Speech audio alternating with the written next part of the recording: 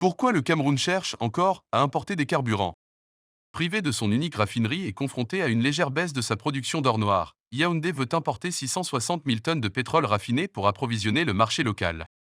12e producteur d'or noir sur le continent, le Cameroun importe, chaque trimestre, des produits pétroliers raffinés pour répondre à la demande des distributeurs locaux.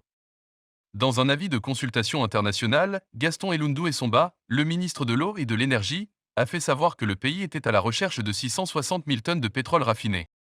Dans le détail, ces importations seront composées de 240 000 tonnes de super, de 360 000 tonnes de gazole et de 60 000 tonnes de GA1, un carburant de type kérosène utilisé par les aéronefs.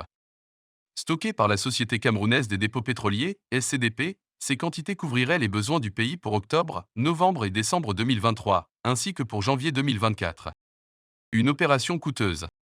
Si le Cameroun produit chaque année environ 25 millions de barils de pétrole, selon les chiffres de la Société nationale des hydrocarbures, ces quantités sont destinées exclusivement à l'exportation. En effet, depuis qu'un incendie a, en 2019, ravagé 4 des 13 unités de production de la Sonara, l'unique raffinerie du pays, les activités de transformation de l'or noir sont à l'arrêt. À l'image de pays producteurs comme le Nigeria ou encore le Ghana, le Cameroun importe les carburants qu'il consomme. Une opération coûteuse et complexe, dans un contexte de volatilité des cours du pétrole et de flambée des coûts du fret maritime.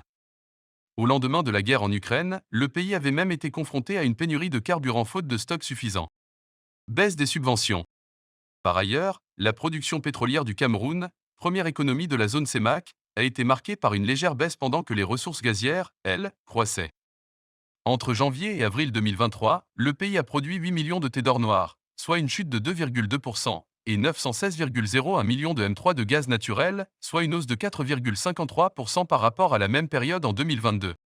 La vente de ces ressources a permis à l'État de mettre la main sur 269,221 milliards de FCFA, environ 410 millions d'euros.